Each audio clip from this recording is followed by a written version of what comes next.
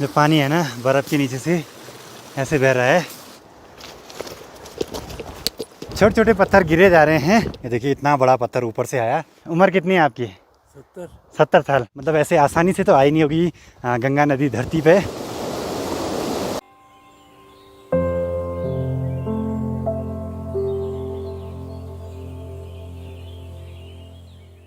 रास्ते में ये मोटी मोटी पाइपलाइनें हैं। ये पानी जा रहा है गंगोत्री धाम के लिए। और सर्दियों के टाइम पे यहाँ पूरी बर्फबारी रहती है तो उस टाइम ये पाइप पूरे फ्रीज हो जाते हैं यहाँ। आज का ये सफ़र है हमारा लगभग 18 किलोमीटर का और हमको वापसी भी आना है तो 36 किलोमीटर का ट्रैक होने वाला है।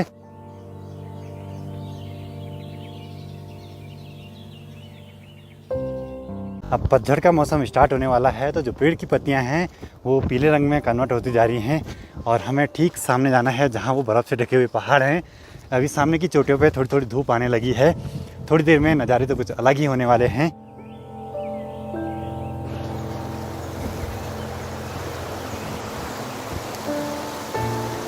ये पूरा पहाड़ एक ही चट्टान है और चट्टान को काट के यहाँ रास्ता बनाया गया है। अब इस रूट की एक खास बात देखी मैंने, यहाँ प्लास्टिक बिल्कुल भी नहीं मिलेगा। अब दिखने लगे हैं सामने ऊंचे ऊंचे पहाड़ जिन पर की खूब सारी बर्फ़ पड़ी हुई है। यहाँ टेम्परेचर इतना डाउन है, देखिए चट्टान से पानी नीचे आ रहा है और वहीं पे जम गया। अब आगे बढ़ते हुए यहाँ पे ये बड़े बड़े पेड़ दिखाई दे रहे हैं। ये हैं भोजपत्र के और पुराने ज़माने में ना इन पे ही लिखा जाता था इनकी छाल को निकाल के। ठीक सामने से देखिए सूरज निकलने वाला है। क्या गजब का भी माहौल है। नहीं चलते हैं आगे की ओर। ठीक सामने पे जो ये चोटी है बर्फ से ढकी हुई, इसका नाम है भृगुपन और इस पे पूरे साल भर बर्फ रहती है। आजकल भी इतनी ज़्यादा है, आने वाले कुछ टाइम में तो और भी बढ़ जाएगी।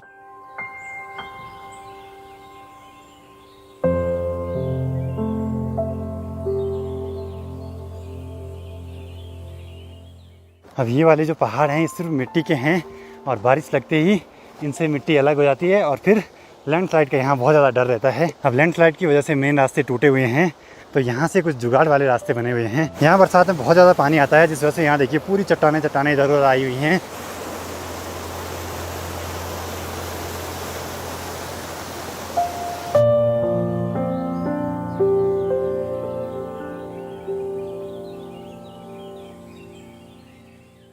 अब किसी किसी जगह पे ऐसा पथरीला खड़ा रास्ता है क्योंकि यहाँ लैंडस्लाइड हुआ होगा तो ये बाद में बनाए गए हैं रास्ते और ऊपर से पत्थर गिरने का पूरा डर है। अभी हम पहुँचे हैं भुजवासा। अरे वाह, यहाँ तो पूरी रहने की व्यवस्थाएं हैं। ठीक सामने पे ये बाबा जी का आश्रम है बोला और यहाँ पे GMBN वालों के भी हैं रहने की व्यवस्थाएं। लेकिन उससे भी ज़्यादा सुंदर अगर आप जब यहाँ पे आएंगे तब फील कर पाएंगे इस जगह को। अब जैसे जैसे हम आगे को बढ़ रहे हैं यहाँ पे देखिए पूरी नदी में ना बर्फ़ जमी हुई है सामने पे। ये देखिए पूरा पहाड़ ऊपर से तो मिट्टी मिट्टी सा लग रहा है, नीचे बर्फ़ है उसके, वहीं से ये भागीरथी नदी निकलती है। क्या गजब का माहौल है यहाँ का। जय हो जय हो जय हो जय हो। और यहाँ ऑक्सीजन लेवल बहुत ही कम है। अब यहीं गौमुख से तपोवन का ट्रैक भी है जो कि काफ़ी मुश्किल है लेकिन वहाँ जाके अलग ही टाइप के नज़ारे दिखते हैं।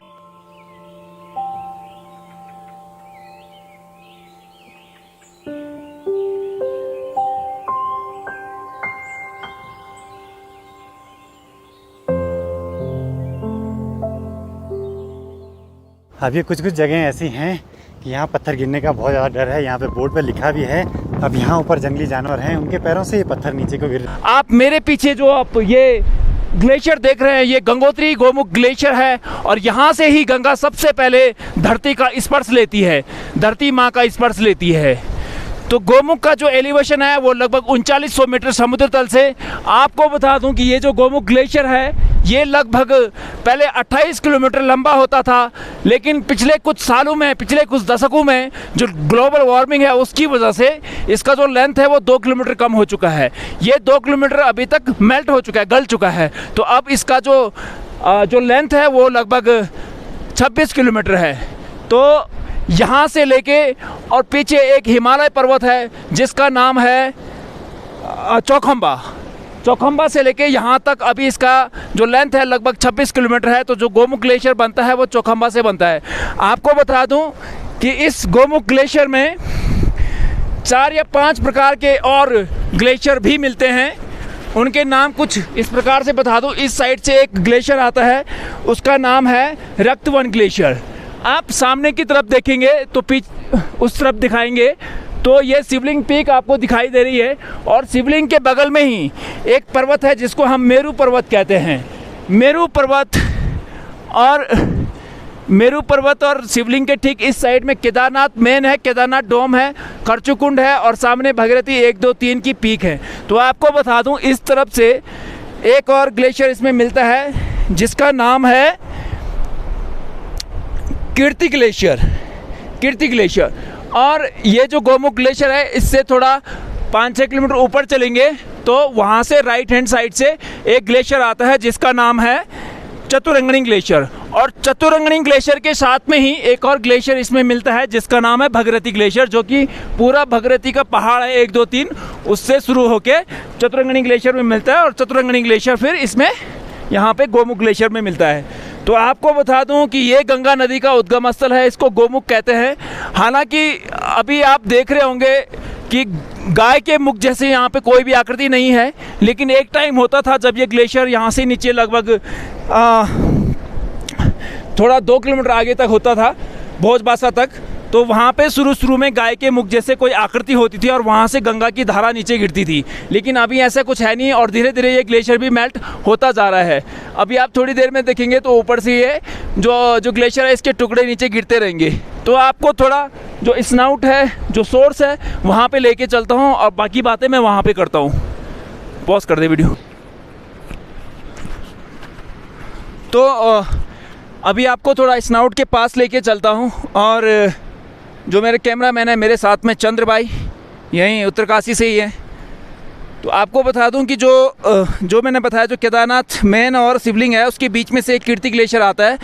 एक और कोई ग्लेशियर है, उसका नाम मुझे याद नहीं आ रहा है, बट कुल मिला के इसमें 4 या 5 प्रकार के ग्लेशियर मिलते हैं गोमुख ग्लेशियर में। और जो गोमुख ग्लेशियर है ये काफ़ी यूज़ है, लेकिन आज चिंता की बात यह है कि पूरा जो गोमुख ग्लेशियर है वो बहुत तेज़ी से मेल्ट हो रहा है। और साइंटिस्टों का, जो पर्यावरणविद है, उनका बोलना ये है कि अगर इसी प्रकार से ये गोमुख ग्लेशियर मेल्ट होता रहा तो आने वाले कुछ सालों में ये बहुत पीछे तक खिसक सकता है, बहुत ज़्यादा मेल्ट हो सकता है। तो मैं अभी जो हूँ एक एक्सपीडिशन से आ रहा हूँ, तो हमने रास्ते में देखा है कि लोगों ने यहाँ पे काफ़ी पॉलीथीन और टॉफ़ी के रेफर्स यहाँ पे फेंके हैं।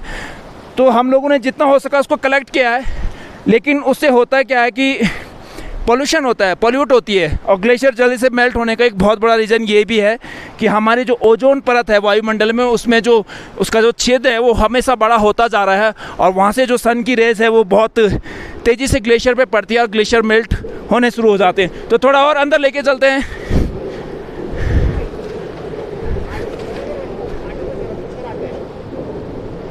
तो अभी आपको दिखाता हूँ।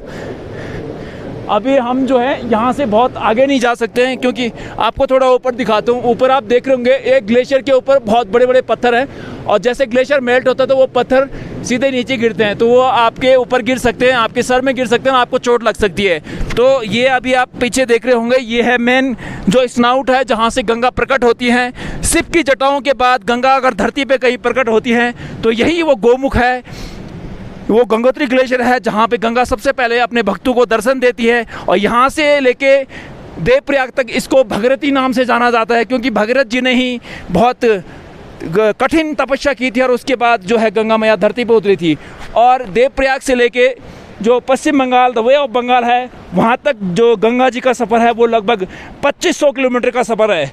और अगर मैं बात करूँ प्रवाह की, तो प्रवाह के हिसाब से गंगा नदी भारत की सबसे बड़ी नदी है। और लेंथ में बात की जाए तो ब्रह्मपुत्र है 2900 किलोमीटर समथिंग, लेकिन जो उसकी जो प्रवाह है, जो वेग है, उसके हिसाब से गंगा नदी भारत की सबसे बड़ी नदी है।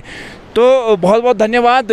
आप लोग इस वीडियो को देखेंगे और शेयर करेंगे, आगे काफ़ी लोगों तक पहुंचाएंगे, क्योंकि सभी लोगों को यहाँ पे आना इतना आसान नहीं होता है इस गंगोत्री गोमुख ग्लेशियर पे।